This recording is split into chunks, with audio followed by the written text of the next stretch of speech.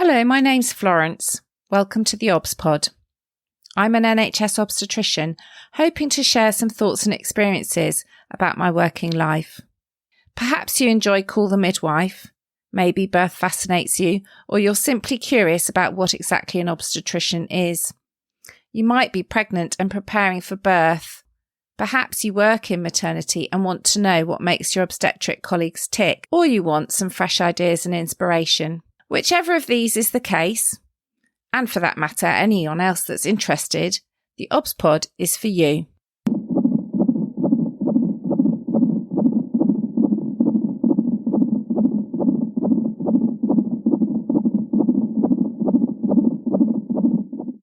Episode 123. Transfer.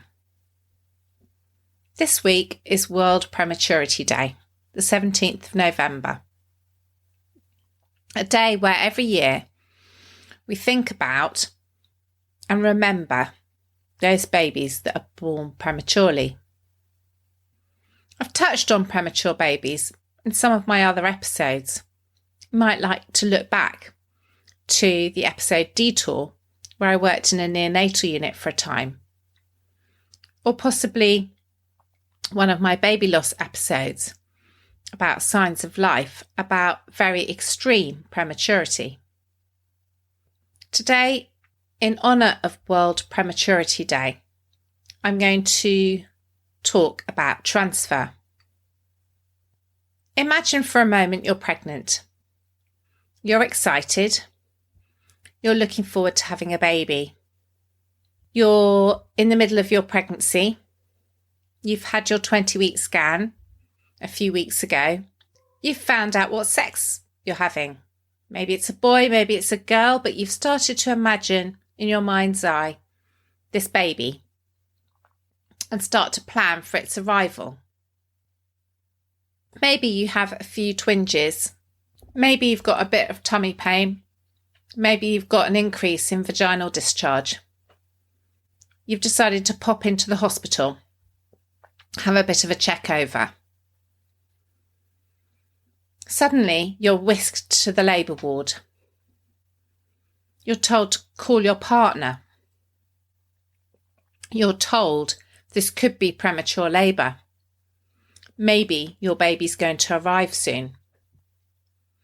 You're in shock. It's far too early for your baby to arrive. Maybe you're 25 or 26 weeks pregnant. You're scared. You're not prepared, and you're worrying, how might this tiny baby survive? You're in shock. You're trying to get your head around the fact that this baby might be going to arrive months ahead of schedule. And then a doctor or midwife walks in and starts to explain to you that they're going to need to send you to another hospital. Not the hospital that's close to your home, not the hospital that you chose to have your care at, not the hospital that you know and have become familiar with the staff, but a completely different hospital. You're at possibly one of the most stressful times of your life, and they're telling you they can't care for you. What's this all about? So this is what's called an in utero transfer. And the point of it all is that the most preterm and smallest babies need to ideally be born in what's called a tertiary level neonatal unit. So neonatal units have different grades depending on the skill of their staff and the equipment and facilities they have. A special care baby unit is where babies born from 30 to 32 weeks of pregnancy will receive their care. They might have some minor help with feeding, perhaps treatment for jaundice. It's neonatal care that's a level above what your baby might receive on the postnatal ward, but it's minimal. Then you have what's called a local neonatal unit, or level 2. These units can look after babies that have some special care needs, and they may need some help with breathing support. And babies born after 27 weeks will often receive their care in this local neonatal unit. And that is the level of the neonatal unit in my hospital. Then there's what's called a level 3 neonatal unit, or neonatal intensive care. This can provide all bells and whistles, every aspect of care a baby might need. And babies that are likely to be born before 27 weeks or are less than 800 grams in birth weight should ideally start their care at a neonatal intensive care or level 3 unit. So the difficulty is that not all units will have a level 3 neonatal unit. We've got to consolidate our staff, our equipment, our expertise in those level 3 units. Most local hospitals will have a level 2 or a level 1 unit. Hence the problem. We want, ideally, those babies born before 27 weeks or estimated to be less than 800 grams birth weight to be born in that level 3 unit. Why? Well, the statistics are actually incredible. If we can have all the babies of less than 800 grams or less than 27 weeks born in a tertiary unit, one more baby will survive for every 20 women transferred.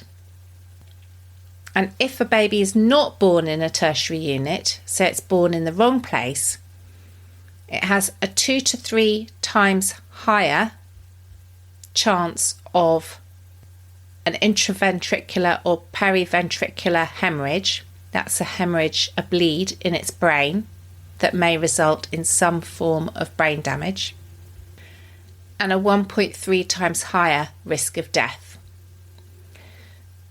So, being born in the right place is crucial in improving not only the survival of your baby, but its long-term health. Place of birth, of course, is not the only thing.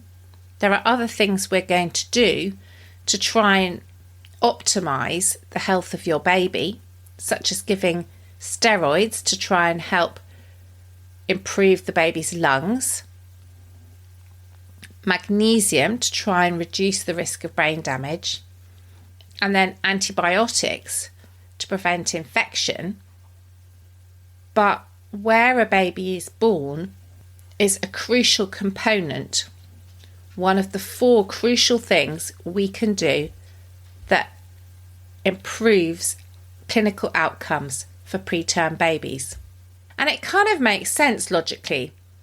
So, if you imagine, we can either move you, the woman,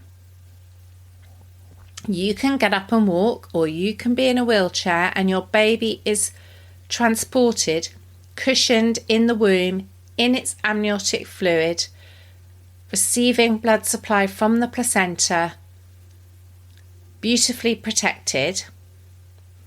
Or, if the baby is born in the wrong place, then we have to do what's called an ex utero transfer. So that is your very fragile, very preterm baby being put in an incubator, probably with some ventilation or breathing support, with drips, with an intensive care nurse, with an intensive care doctor, being put in an ambulance and sent to another place. So it's common sense that really the best thing to do, if at all possible, is to transfer you. Okay, makes sense. Makes a big difference to outcomes. Why is it so difficult? Well, the reality is we have to try and decide who might be about to give birth to a very premature or very small baby. And then we've got to balance that with, is it safe to transfer you? Ideally, we want to be doing things early enough that we've got time to safely transfer you. We don't want your baby born in an ambulance. That's not good for you or your baby. But equally, we don't want to transfer too many women because actually we thought they were about to deliver, but they weren't. And then we've potentially had a neonatal unit that had cots who's received a woman and they're keeping a cot for that woman, but actually if we've made the wrong call and she wasn't likely to give birth, we've wasted a cot. So it's very difficult.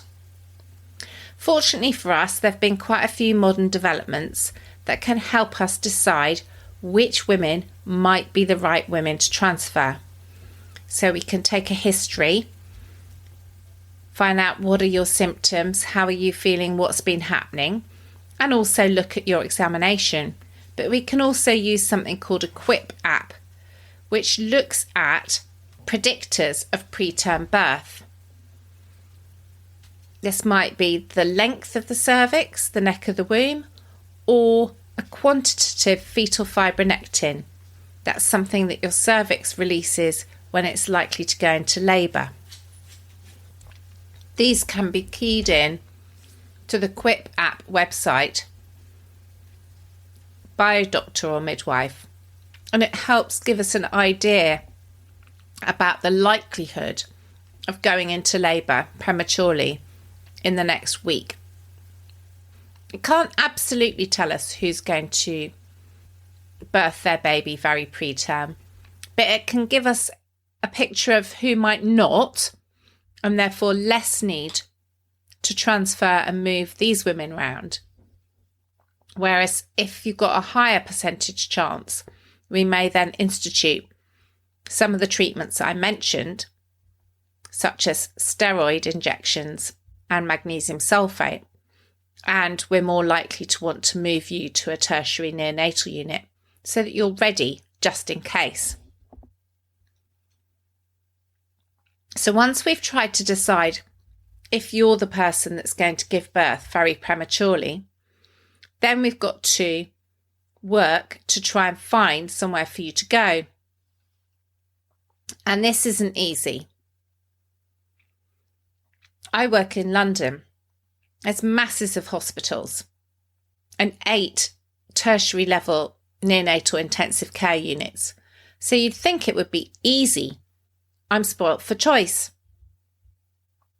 The reality is that you've got to find a unit that has a cot that is free, that has the right staff ready to care for that baby.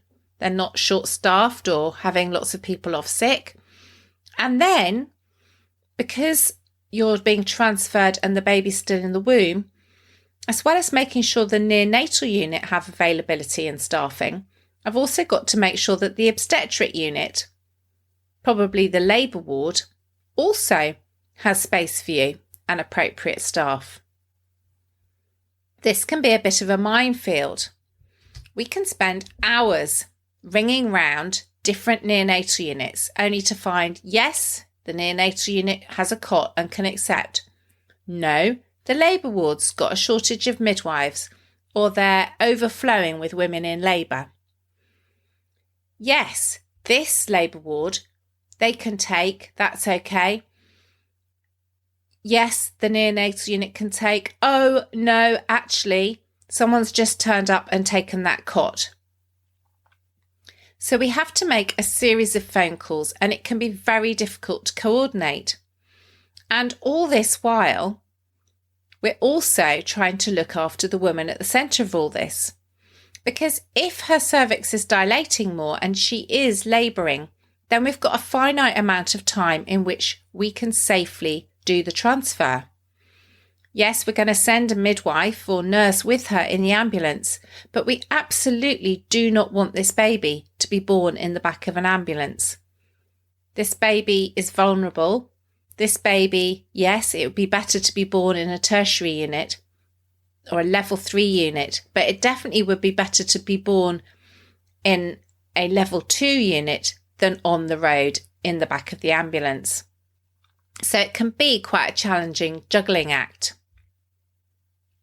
Because of this, some places, including London, have really worked hard to try and improve the way we do an in utero transfer, to try and coordinate better the phoning so that you have to phone one place with just one phone call. And this is the emergency bed service. And the idea of this is to try and improve and reduce the number of babies that are born outside of the level 3 neonatal units who really should be born there. So there's been lots of work going on in London in the last few years to try and streamline the process, make sure conversations are happening at a senior level, consultant to consultant or senior midwife to senior midwife, and better coordination so that you're making less phone calls. And because the emergency bed service is run by ambulance control, also then ensuring that when you have located a cot and located a maternity unit and you get the green light with much relief, you can then safely transfer the woman with a member of staff accompanying her in an ambulance in a time-efficient way. There's nothing worse than finally getting agreement from a neonatal unit and a labour ward and then having to wait a long time for the ambulance transfer. There's been a lot of improvement in the last few years, but it's still far from a perfect system. There's a lot to coordinate and a lot to think about, let alone explaining to the woman, her partner, their family, why it is that you just can't look after them where they are. And as a doctor or midwife, it feels really difficult to have those conversations. It feels almost like you're rejecting that family. You're saying, we can't care for you here, but we really are doing it with the best of intentions. A few years ago, when we did the project Nobody's Patient, I was inspired to write a poem about my perspective, the obstetric perspective of an in utero transfer. So I'm going to read it to you now. The transfer dilemma. In utero, ex utero. It seems very simple to me. Surely we know in utero is much the safest way. Why is this decision always made so late in the day? Those pesky obstetricians, they're so slow to decide. In the meantime, the neonatal team are taken for a ride. Please let's not start an argument. Can I instead explain what may be going on in the obstetrician's head? First, for a start, I have to break a woman's heart. There's no easy way to say, I have to send you away. The relationship and trust is shattered into dust. Her views don't hold sway. It's just going to be this way. We can't care for you here are the last words she wants to hear. The reasons her baby needs care are quite another affair. Depending on the underlying condition, transfer can be a dangerous mission. It can be hard to predict what happens next, and therefore to think through what may be best. We have to measure up and weigh the possible outcomes, or if we let her stay. A birth, bleeding or collapse en route are just a few of the risks we must compute.